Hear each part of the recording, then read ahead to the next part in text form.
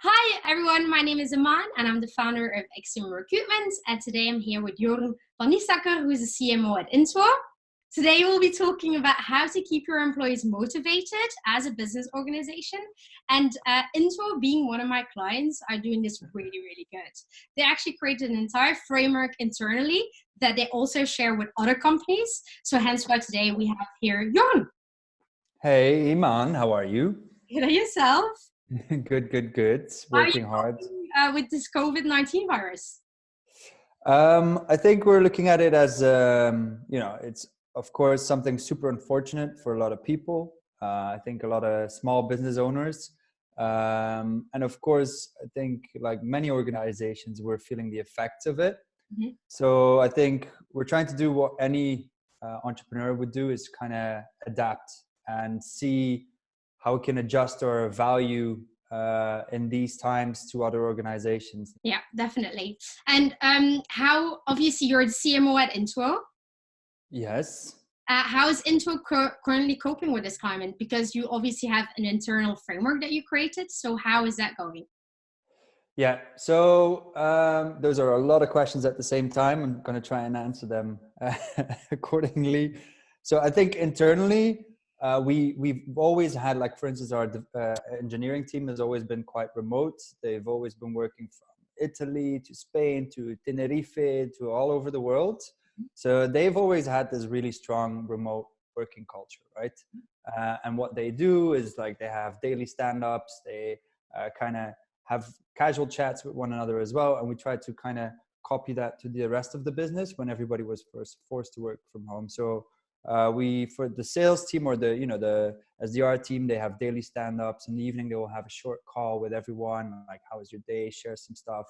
And then there's basically also all over the week, there's a lunch Zoom that you could just dial into if you wanted to, or there's like 15 minutes in the morning that is like a coffee gathering, right? So it's kind of the equivalent of going to the coffee machine, but Okay. then digitally. So it's kind of, creating that a bit of a framework for people, like some sort of rhythm Mhm. that is non-mandatory, but it's just there for the people that need it. I think that's working, and it might, be used a lot more as this kind of lockdown continues. Mhm. And do you see massive difference with a virtual culture versus in the office culture? Um, I think it's a personal preference for a lot of people. I'm very extroverted, so for me, I'm missing having people around me, having those real life meetings, kind of having these ad hoc chats with my colleagues, and like, oh yeah, I love that idea. What do you think of that? So that I miss. So it's definitely, some getting used to. But I think we're lucky to be in an industry where we still have a lot of work, and we have the ability to play into this in a clever way. So I am very busy. I can imagine. Because Intuo is currently creating a lot of marketing content for other companies as well, I've seen. I think, like a lot of companies, we looked into how we could play into this work from home situation. I think to some frustration of LinkedIn users, because a lot of companies had that idea.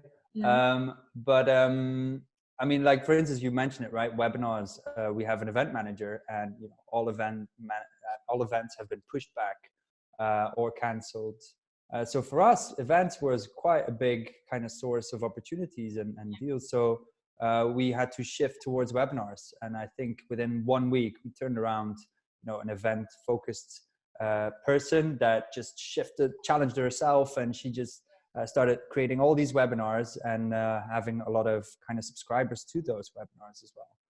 And I think secondly, together with our mother company, Unit 4, we decided that it's a great opportunity to help the customers of Unit 4 that are not accustomed to working from home. And like, how can all those HR managers, all those managers are not accustomed to managing a team in this way. So how can you measure performance? How can you measure team engagement? And what are the actions that you need to do in case that it doesn't really work? So we created like a specific work from home engagement platform for Unit 4 customers that we're giving to Unit 4 customers for 6 months for them to use until this kind of situation hopefully blows over, right? So those are the kind of initiatives that we are working on. On the back of that, I think last week we created only content that was playing into this crisis in terms of how do you manage your workforce, how do you keep them engaged, how all that stuff, right? And I think you could look at it with two kind of different glasses. You could be like, oh, that's so opportunistic, or you're taking advantage of the situation. But I think you could also look at it from a direction of you're really trying to help these companies, you're really trying to add value. And I think that's something that with Intuo we've always have had as the objective. Like, how can we help companies, HR managers and managers with the content that we create? And I think if you look back to all of the resources we have created in the past, you'll see that that's always been our single focus. And so I definitely refuse to look at it like that. And I'm genuinely trying to help the companies that we work with and want to work with. Great. So you generally take a challenge and you try to create an opportunity from it. Yeah, I think in crises like these, we all need to think like entrepreneurs. And it's I think something that we repeat a lot in daily stand-ups as well. Like, guys, we know it's not easy. Like, salespeople, they have to adjust as well to this situation, right? But try to go at people with a different angle, because people will start to feel lonely. People will be more inclined to talk to a salesperson most likely in the coming weeks. So there is opportunity there. It's just a matter of how you go about it, and that's for a lot of businesses that is the case. And of course, some businesses, if I were in their shoes, I'd be panicking as well. But I think we're privileged to be in a situation where we can think creatively, where we can adapt. And I believe that the companies that do not adapt in times like these, and just want to wait it out, are not going to win. I also believe that expectations versus commitment is a really big one here, because you need to be crystal clear of what you are expecting, or what you want them, or what you are committing towards, and what you want them to commit on, versus what you're expecting, right? So it needs to be crystal clear in times like these, because otherwise you will just generate frustrations and disengagement, and people, they won't be bothered anymore. They will be like, oh, I'm so tired of this situation, my boss doesn't understand me, blah blah blah. So you need to be very clear as to what you want in times like these. Being explicit about expectations and the commitment is key. Fair enough. What challenges do you foresee for the upcoming weeks or months with your employees or teams? For the business, I think macro level, right? How bad will this recession be? Will companies start saving costs, here and there? I think for the for the teams and the team members, I think it's motivation, right? How do we stay mentally fit and healthy? Do we exercise enough? Are we happy that we're still working together? So I think those will be the challenges. I think in our, like, if we're talking business, if we're talking sales, I think a lot of people will be a lot more open to talk to people and exchange ideas and thoughts, and people will get a bit more lonely. So I'm not saying take advantage of that. I just think it will create new opportunities, or opportunities for the third or the fourth quarter this year, perhaps not the second quarter. How do you keep yourself motivated, Jorn? Obviously you're a leader, you're at C-level, so how do you keep yourself motivated?